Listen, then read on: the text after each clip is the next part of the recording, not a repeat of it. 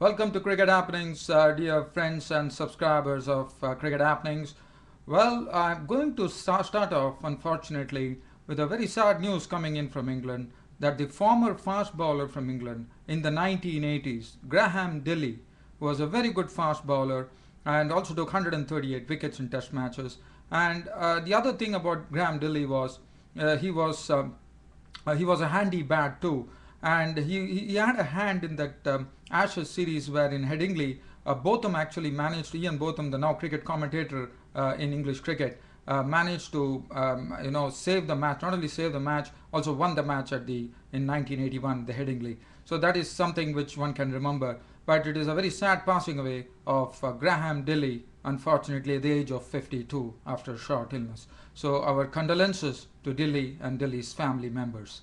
Well, now just getting on to cricket today, the Nokia T20 Champions League 2020 tournament. Today, the semi-finals were decided, and what a way it was decided. I'm going to talk about that. The first is Royal Challengers Bangalore have romped into the semi-finals today. And what an effort from Royal Challengers. They challenged a target of 215, which I'll be talking about. And then also Somerset are into the finals. So the semi-finalists have been decided. It is Royal Challengers and Somerset who have gone into the semi-finals. So let's start off with the most exciting match which was played here. As you know, this T20 championship has been absolutely exciting. And today, that excitement once again came to the fore here at the Chinnaswamy Stadium in Bangalore. Well, it was South Australia who actually won the toss and chose to bat, and not in the wildest of dreams. They might have expected that after putting up a score of 214 for 2, thanks to Danny Harris, the opener, crashing 108 of just 61 deliveries, 17 fours and 2 sixes. In fact, till he reached his century with a 6, and till such time he had hit umpteen boundaries, and the way he played, oh, that was something, a real sight to see. His driving, his cutting, pulling, everything, name it, and he had all shots in the book. And he was the one who actually pivoted the South Australian score to 214. Klinger was out early of Syed Mohammed for 7, and Callum Ferguson pasted. Now Callum Ferguson is showing what an aggressive. I mean, what one is able to see here in this particular tournament is Callum Ferguson has turned from a defensive batsman to an offensive batsman. He pasted 70 of just 43 balls, 4 fours and 3 sixes. And in the end, Daniel Christian carved 27 of just 9 deliveries with 6 fours. And the bowling figures were absolutely damaged. Look at the figures of Arun, the left arm pace bowler, who has been selected for the one-day international series against England. 4 overs, no maiden, none for 69. Dirk Nance 4 overs went for 49 runs, and then 4 overs for 24 for Vettori, who stood. I mean, he was the best among the worst, I would say. Syed Ahmed 4 overs, no maiden, 1 for 29. Bhatkal 3 overs, 1 for 31. Virat Kohli bowled 1 over for 11 runs. But South Australia, after making 214, I'm not going into the nitty-gritties because I need to get you to the excitement there. 214 for 2. Daniel Harris slamming 108 of 61 balls, 17 fours and 2 sixes, and what a wonderful knock it was. 214, a commanding score of 214 for 2, and South Australia would have never ever imagined that Royal Challengers Bangalore would go and serve that score. But it was all thanks to Royal Challengers Bangalore innings.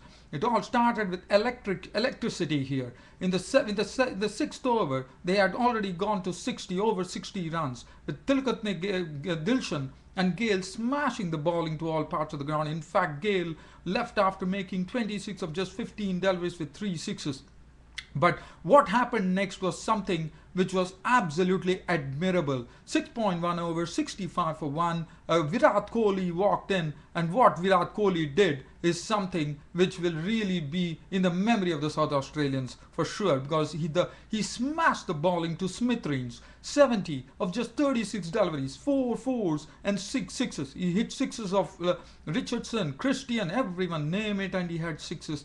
And Tilakatne Dilshan also crashing 74 of just 47 deliveries, 9 fours and 2 sixes. But Virat Kohli, the man of the match, was simply superb. He really gave them the impetus to the innings. From 65 for 1, he kept up the pressure on the South Australians, by hitting that knock and putting on 100 partnership in less than even time, not even 8 overs. Under 8 overs, he put up a partnership of 100 along with Tilakani Dilshan, and it was Kohli was the next to go after smashing that 70 of 36 balls, 4 fours and 6 sixes. Mayank Agarwal came in 6 of 2 balls with 1 4. In fact, Dilshan also made a very good knock, 74 of 47 balls. But let me tell you how the match went now. Now we are in the 190 for 4 when Mayank Agarwal went after making 6 with 1 6, and I am taking you down to the match here and telling you how exactly it panned out. We are in the 17th over. Royal Challengers Bangalore were 169 for 2, chasing 215. 46 runs were required from 24 balls, and Sean Tate came in and bowled to Dilshan. Dilshan was still there at the crease. Dilshan, in fact, there was the Yorker was converted and smacked for a 6. Tiwari put Sean Tate over the ropes for a 6, and that wicket, Saurabh Tiwari was gone for 9, and end of over 17. Royal Challengers Bangalore 183 for 3, 32 runs more were required from the next 18 balls. What happened here was O'Brien took the wicket of Agarwal. In fact, Agarwal came in, slammed a 6, he was gone. And end of over 18, Royal Challengers Bangalore 197 for 4, 18 runs were required of the next 12 balls, and the 19th over were bowled by Sean Tate, yielded him 3 wickets. In fact, Dilshan was claimed by a Yorker but tight, clean bowl for 74, and after that Vettori, after hitting a 6, was caught. Putland bowled tight for 8, and Butkal was clean bowled by tight for 1, and more pressure on the Royal Challengers Bangalore as 3 wickets fell in the 19th over, and then it was the last over. Last over, only 4 runs were required from 6 balls. Royal Challengers at 201 for 7. They required 4 runs to the first ball, which was bowled by Christian to Syed Mohammed, yielded a single. The second ball, it was Syed Mohammed who was run out for 2, and the third delivery, Christian was bowling to. In fact, I'm sorry, it was 14 runs required. I talked in some excitement there. 14 runs were required, and Syed Mohammed was run out, and Arvind actually hit a 4 through covers.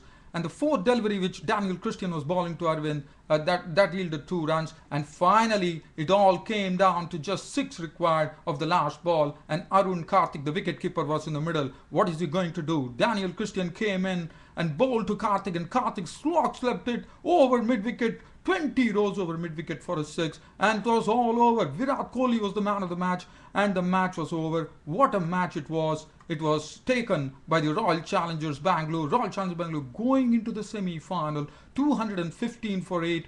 The Royal Challengers Bangalore finished with challenging the 214 made by South Australia, winning the match by 2 wickets. The bowling figures doesn't make any happy reading. Sean Tate, 4 overs, 5 for 32, even after taking 5 for 32, and Daniel Harris slamming 108, it still came to nothing. Nathan Lyon 3 overs for 25, Richardson 3 overs, none for 34, Daniel Christian 4 overs, pasted for 144, O'Brien 144, and Harris 2 overs, none for 34. What a match it was. Now I don't have time, dear fans. I have to immediately rush on to the match between Group B, Somerset versus